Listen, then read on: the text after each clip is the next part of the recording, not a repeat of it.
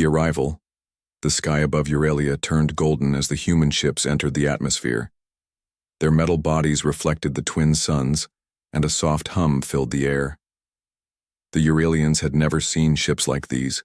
Tall, clean, and strong, the humans stepped out wearing white suits and friendly smiles. Sira stood among her people, her eyes wide with wonder.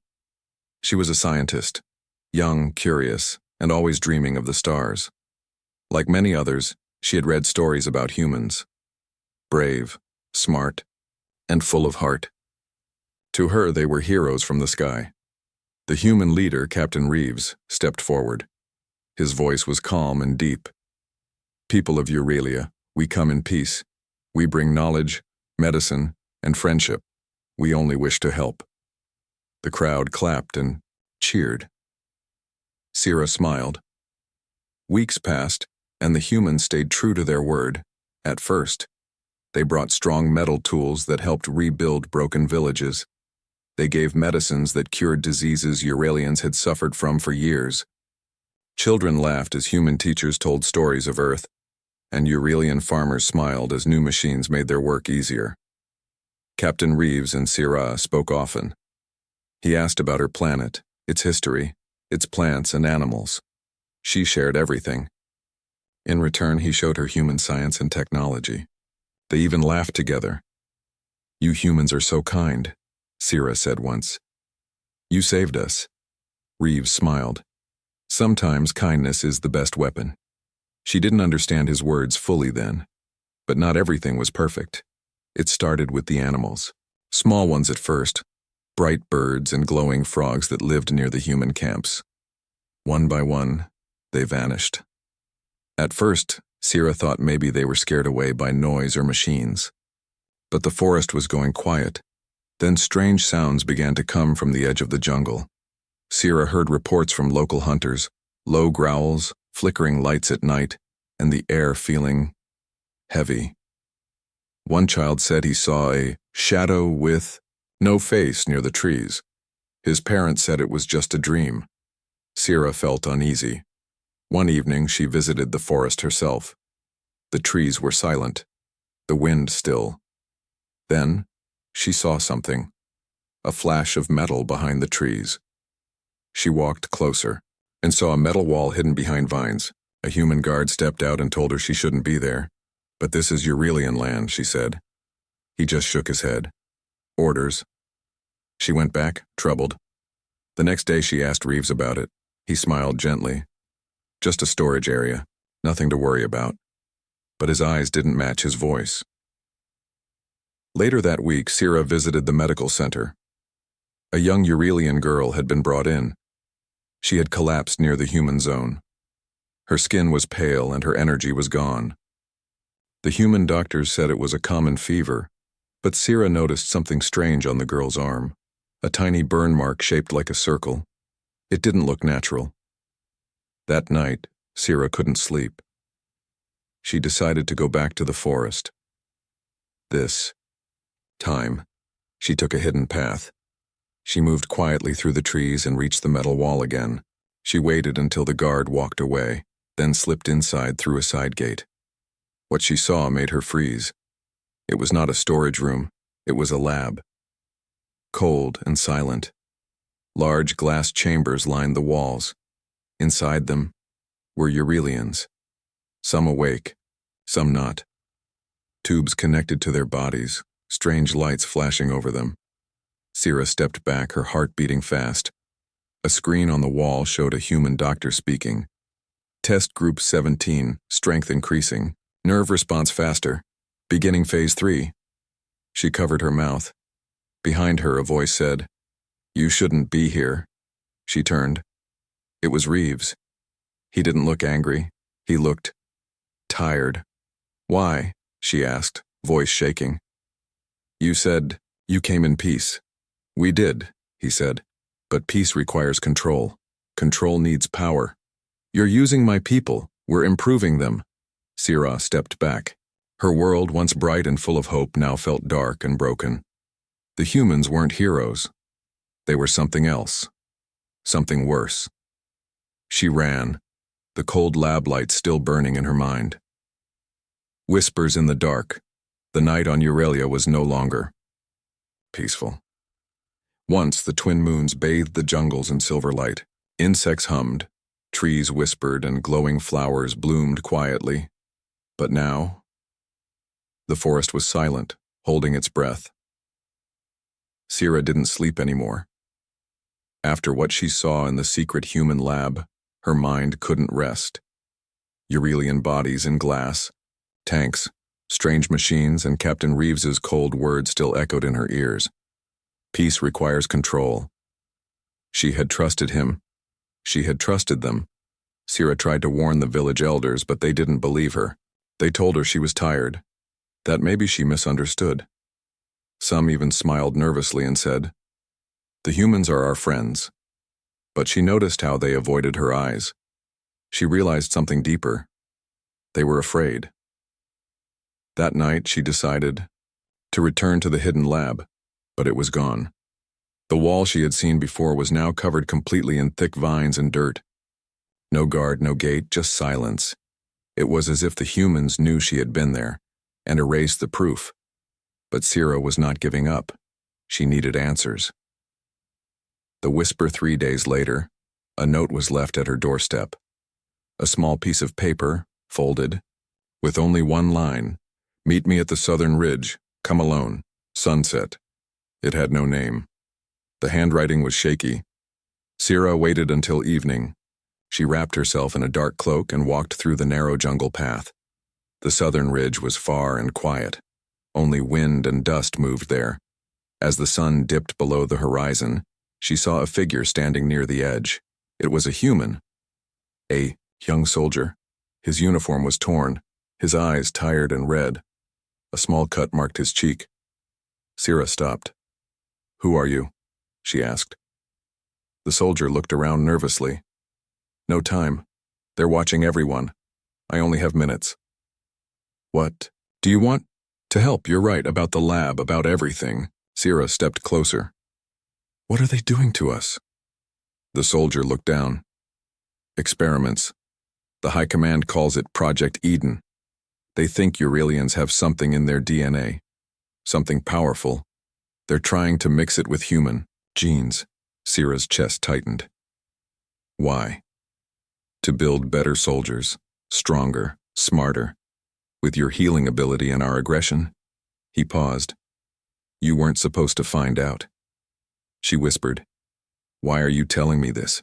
He looked her in the eye. "Because they started testing on humans too. Soldiers who speak out or ask too many questions disappear." Sierra felt cold. "Soon," he said, "they'll control Euralia completely. The gifts they gave you, the machines, the medicine, they were all part of the plan to gain your trust, to map your bodies, to learn your weaknesses." She stepped back. "This is a war." "No," he said, "not yet. But it will be." Then he handed her a small chip. "This has proof, files, video logs, orders. Hide it. Share it only with those you trust. If they find you with it." Before he could finish, a red light flashed behind them. The soldier's eyes went wide. "They found me, run!" Sierra turned and sprinted into the jungle. Behind her she heard a loud zap, and then silence. She didn't look back. The disappearance. The next morning the village was quiet again. Sierra asked around if anyone had seen a human soldier near the ridge. No one had. Or maybe no one would say. That afternoon, a Eurelian elder named Fayin, who had once warned her to be careful, was found missing. His home empty, his belongings gone. Some said he left to visit family. Sierra knew better. She returned to her lab and examined the chip the soldier gave her. It was locked with a code. She spent hours trying to crack it, her hands shaking with fear and anger. Finally, it opened. Dozens of files appeared, videos of human officers discussing harvest zones, documents listing test subjects with Eurelian names, and photos of underground chambers full of equipment. One file caught her attention. It was a log from Captain Reeves himself. He spoke calmly to the camera. "We are entering Phase 2. Eurelians are adapting well. Their immune systems are remarkable. Resistance from local groups remains low. One subject, Sira, has shown high intelligence. Keep watch. If she acts against the project, neutralize quietly. She dropped the chip. Her name was on their list. They were watching her. Shadows grow that night. She met with 3 close friends, 2 scientists and 1 healer. She showed them the proof. They were silent for a long time. Then one said, "We must tell the others." "No," Sira replied. "Not yet. We don't know who to trust. We don't know how deep this goes." From her window she could see a human patrol walking by, their eyes scanning every corner. Sira whispered, "We need to move in the shadows now. Speak in whispers. Act in silence." Her friend asked, "What do we do first?" Sira looked out at the stars above. "We find others. We build a resistance, and we learn the truth about why the humans are really here." The experiment. The truth was heavier than Sira expected. The data chip the human soldier gave her had changed everything.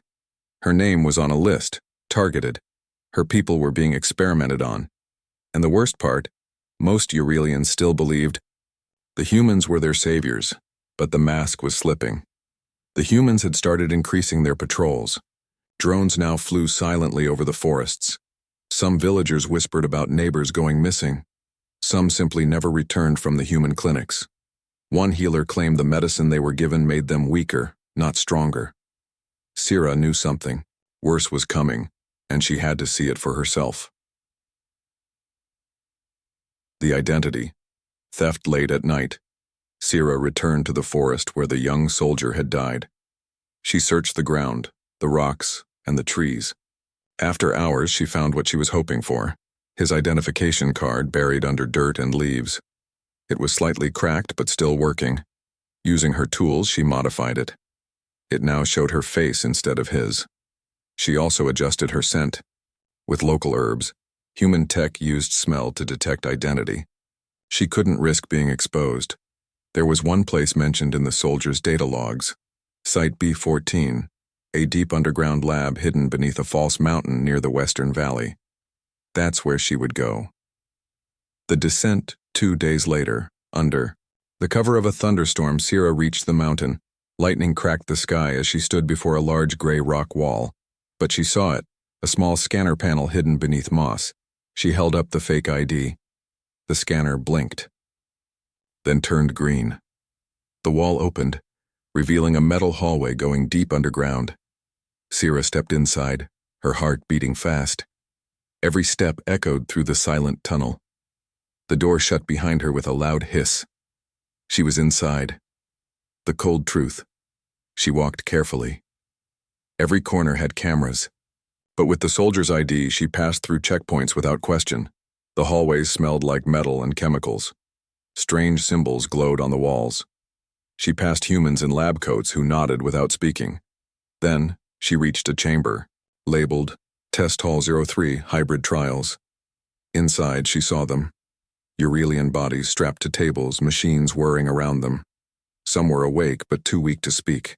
Tubes ran into their arms. Their eyes looked empty.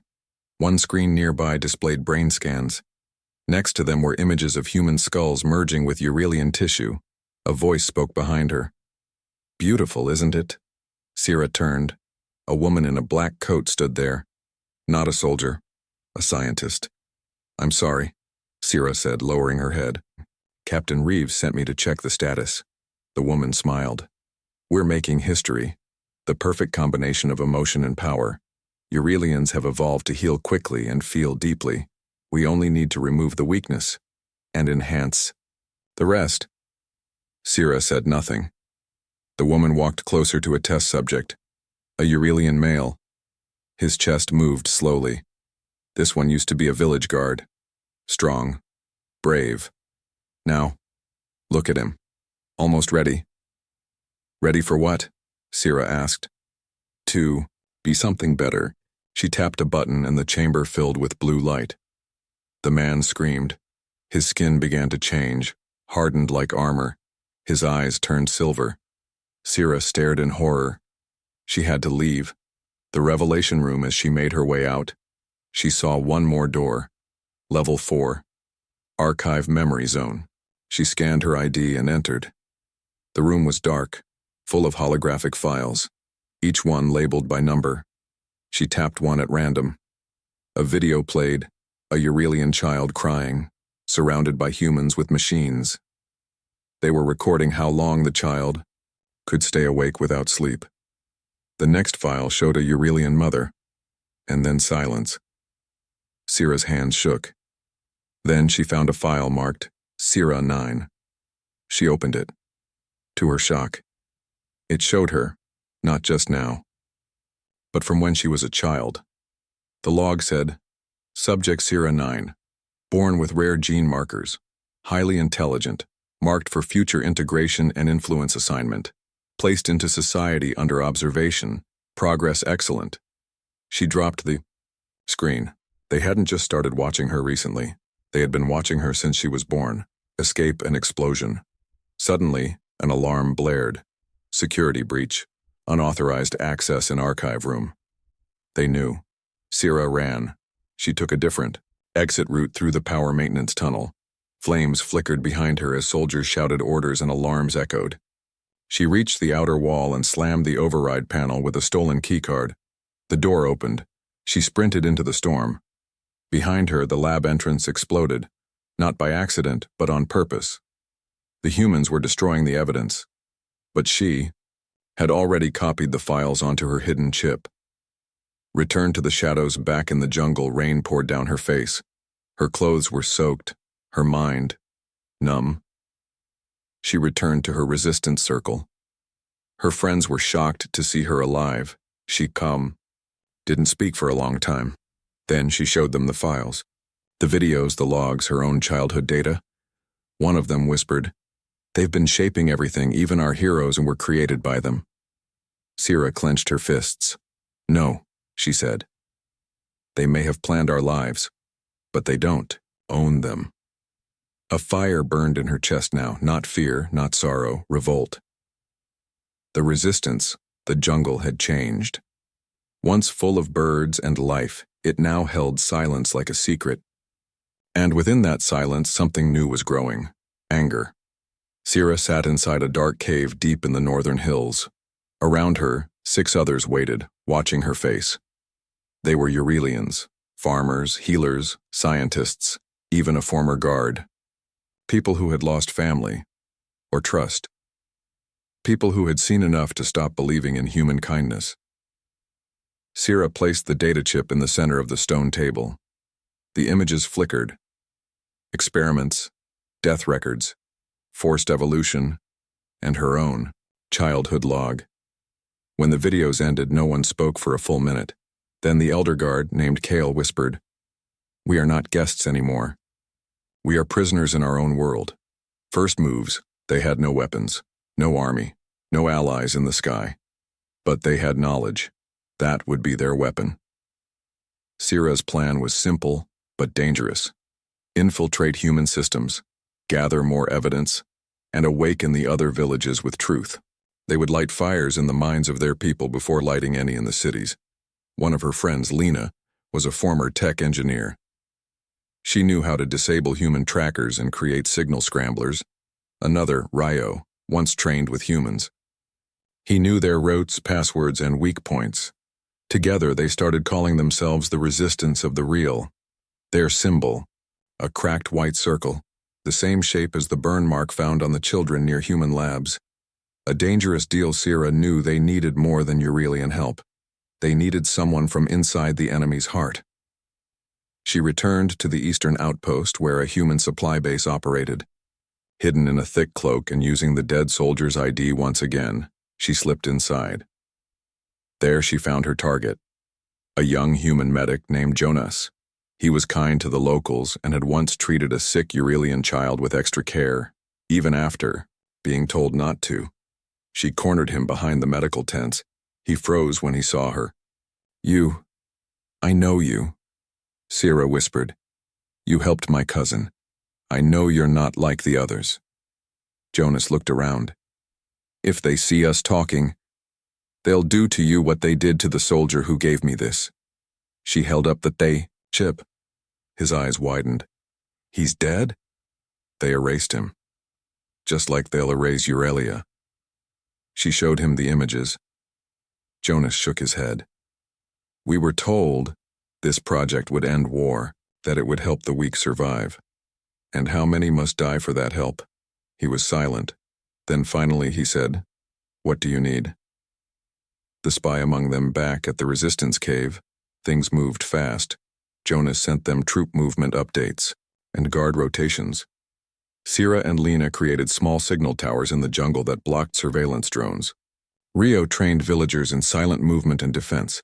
They planned their first strike, to sabotage a power grid that supplied energy to one of the human research stations. Everything was ready. But then, something happened. On the night before the strike, Kale, the elder guard, went missing. They searched all night. When they found him, he was unconscious, but alive, his head bleeding. He had been attacked. It was someone from inside, Kale said. Someone who knew we would meet in the forest.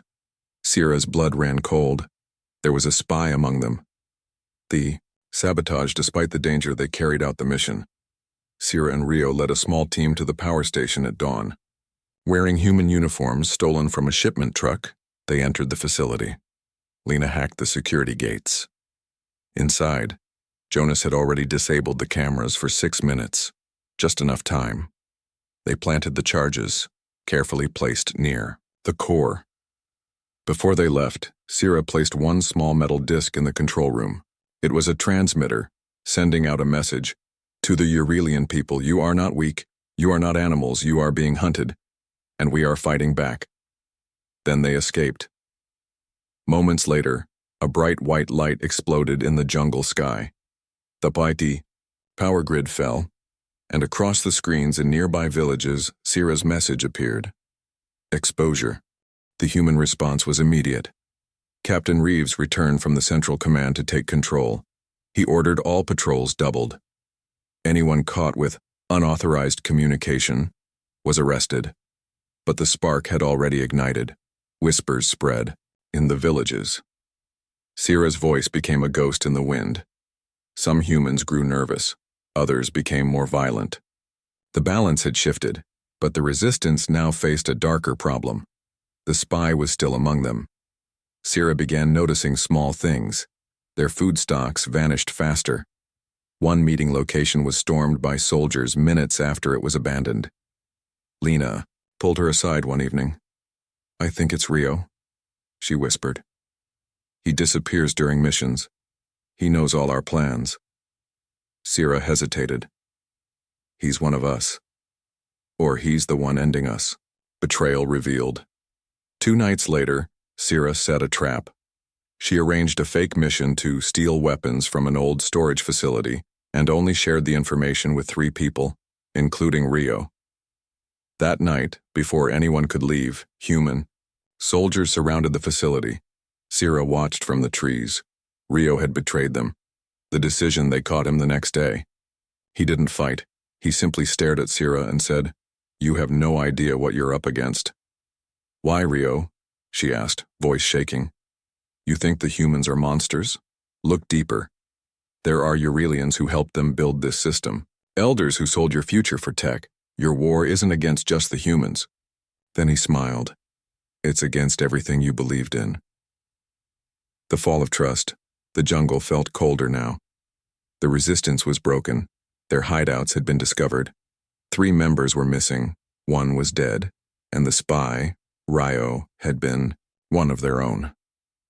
Sierra had not slept in days.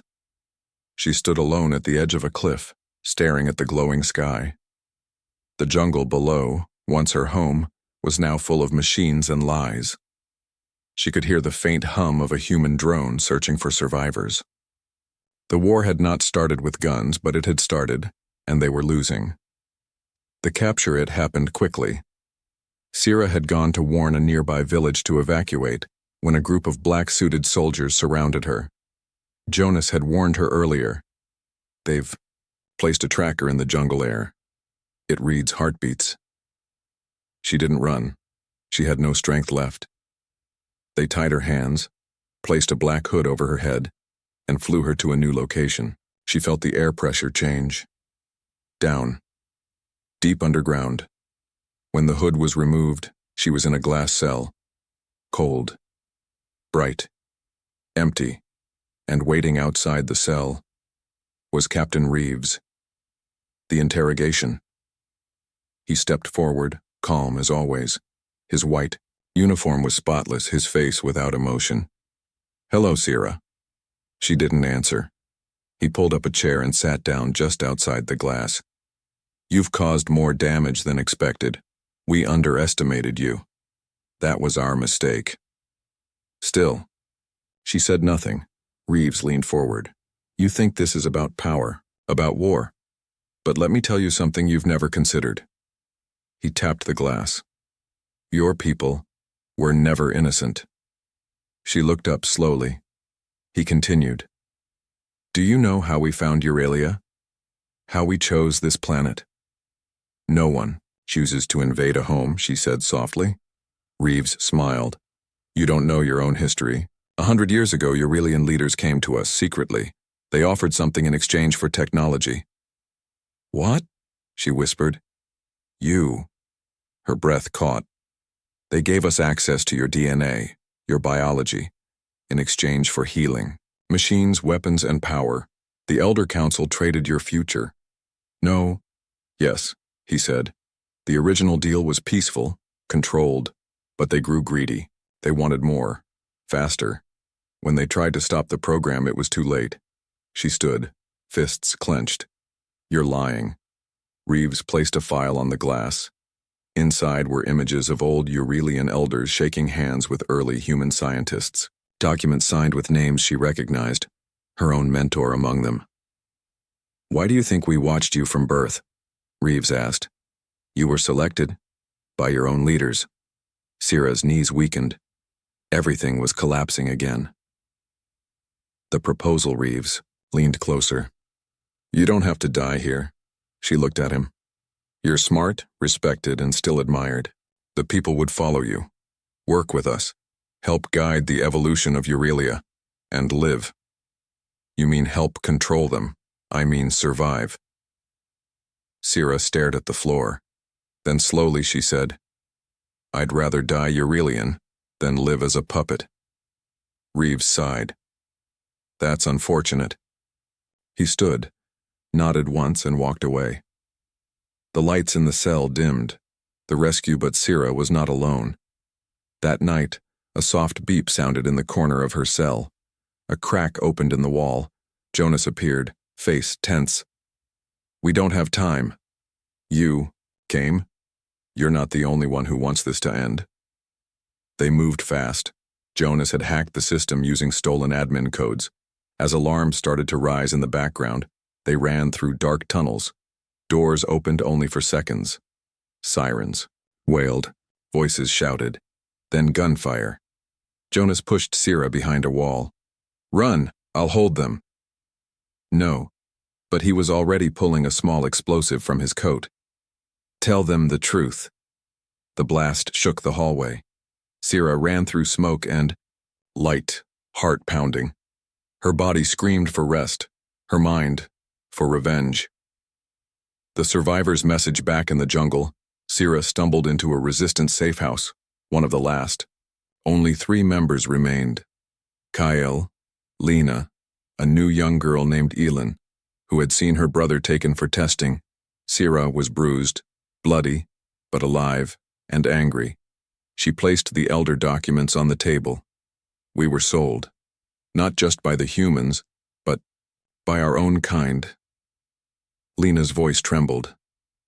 "What now?" Sierra looked up, her eyes burning. No more secrets. No more running. She pressed a button on the transmitter. The broadcast across Euralia, every screen flickered. Then Sierra appeared. Tired, dirty but unbroken.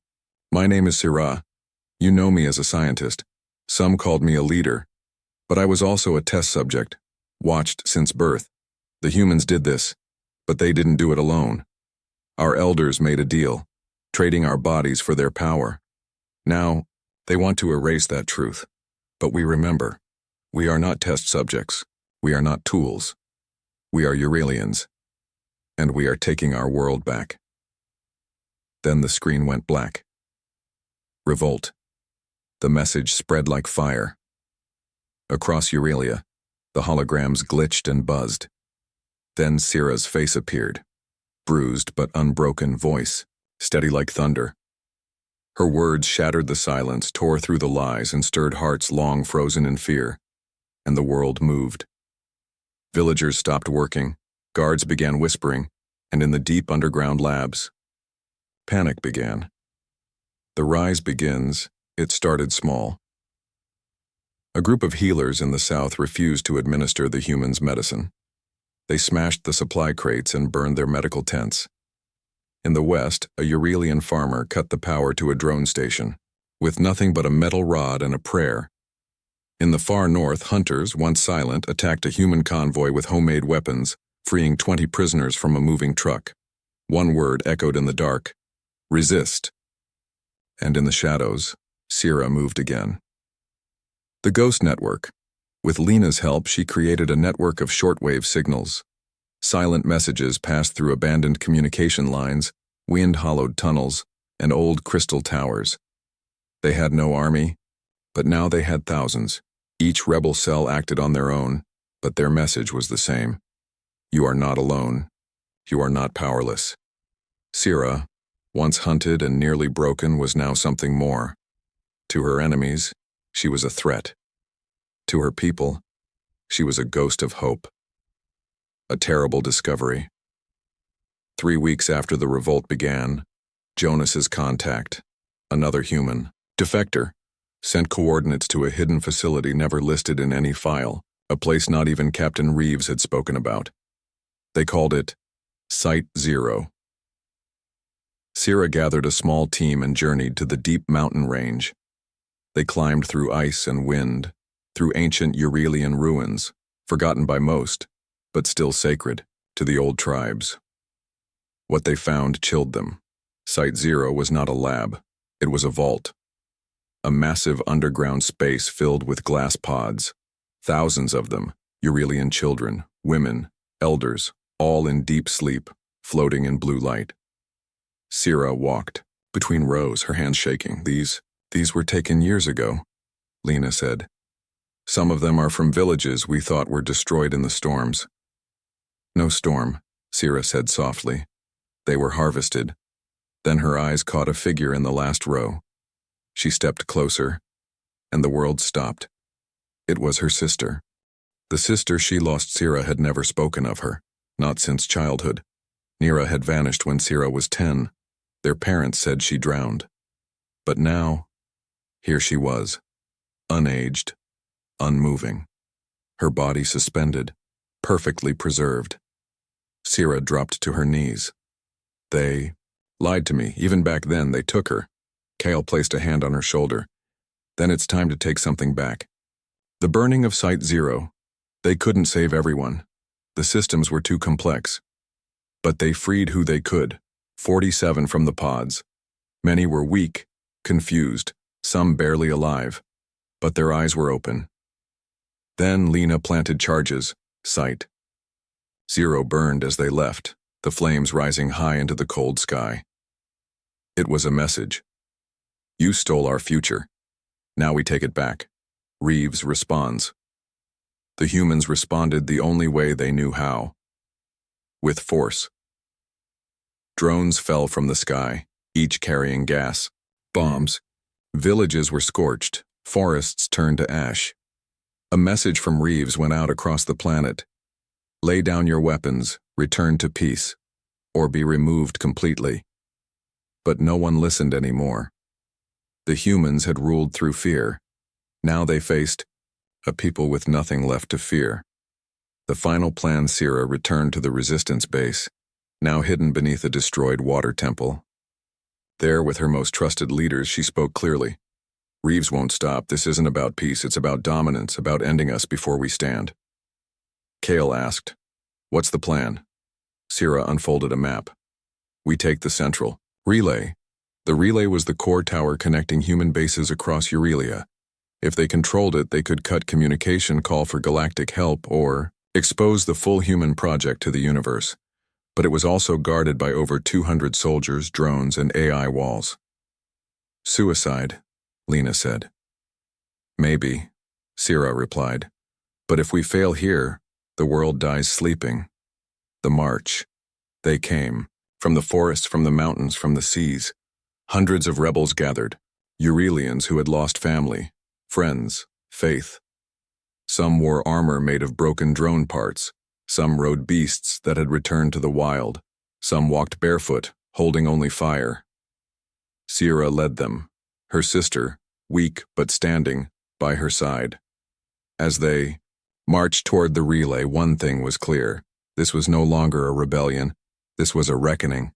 What makes a monster? The wind howled across the empty plain. The jungle behind them was burning. Smoke painted the sky black. Ash fell like snow. But the people of Euralia did not turn back. They marched toward the central relay, the tallest tower ever built on their planet, glowing like a silver sword stabbed into the earth. This was where it would end, and where it would begin again.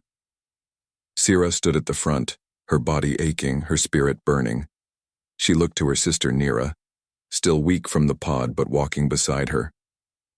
"We don't stop now," Sira said softly. "Not after all we've lost." Nira nodded.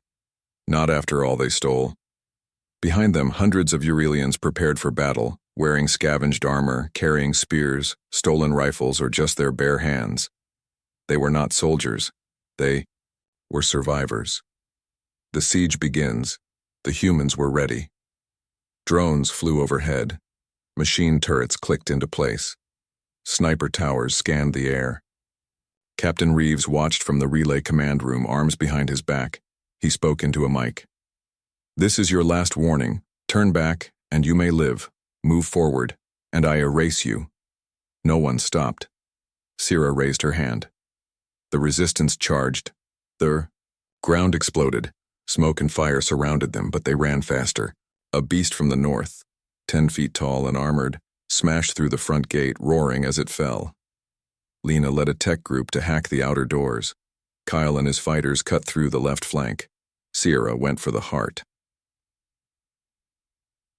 Inside the relay with Jonas's old code still working, Sierra reached the main lift. She and Nira rode it up floor after floor past the screams, gunfire, and thunder outside. At the top, the door opened into silence. Captain Reeves was waiting. No guards. No weapons drawn, just him. Calm, as always. The final confrontation, he stood before the master console, a large black terminal that connected Eurelia to every orbiting ship, every Earth base, every data vault in the system. "You made it," he said. Sira raised her weapon. "End it. Stop the program. Release the truth." Reeves didn't flinch. "I already did," he replied. She froze. "What?" He stepped aside. The screen behind him lit up, displaying images she recognized. The children in pods, the secret labs, the Eurelian elders shaking hands with Earth's first contact team broadcasting live to every corner of the galaxy. Sierra's heart pounded. Why? Reeves looked tired. Because it was never about you. It was never about Eurelia. This was a test. Earth's leaders wanted to know how far they could go before someone stopped them. He walked toward her slowly. "You stopped them." Sierra lowered her gun slightly. Reeves continued, voice lower. "I followed orders. I believed in control, but control always breaks. You proved that. And now everyone out there knows who the monsters are." Sierra stared at him. "You're not stopping us out of guilt. You're just cornered." "Maybe," he said. "But sometimes monsters don't realize what they are until the mirror cracks." The choice. The screen showed flashing alerts. Ships from Earth were retreating. Galactic alliances had sent warnings. Investigations were coming. Sanctions. Possibly war. The program was finished, but Sierra still had one final choice. Reeves stepped aside from the console. "You can shut the relay down, kill the signal, let Eurelia fade into silence again, or open every file, every secret. Not just about us, about your own leaders too." Let your people see what they helped build, who they really trusted. Sierra stared at the screen. The truth would destroy all trust in the old system. She looked at Nira. They deserve to know, Nira said. Sierra nodded and pressed transmit all. The collapse all over Euralia and across the stars, the truth burned like wildfire. Euralian councils were overthrown. Earth's command was dragged into trial. And Sierra's name became more than a whisper. It became a storm. But power never dies, quietly. The price days later, as the resistance began to rebuild, a rogue Earth ship fired a final weapon into the northern mountains. The blast hit a rebel safe zone. Kale was there. He died with a smile on his face, weapon in hand. One last broadcast in the final scene, Sierra sits before a small recorder. No grand hall. No crowd. Just her in the jungle outside growing green again. She speaks slowly. I thought the monsters were only the ones who came from the stars. But some wore familiar faces. Some stayed quiet when they should have screamed. And some were just afraid. What makes a monster isn't what you are. It's what you choose when no one's watching. We chose to fight. We chose to change. And now, we choose to live. She ends the recording and walks into the sunrise.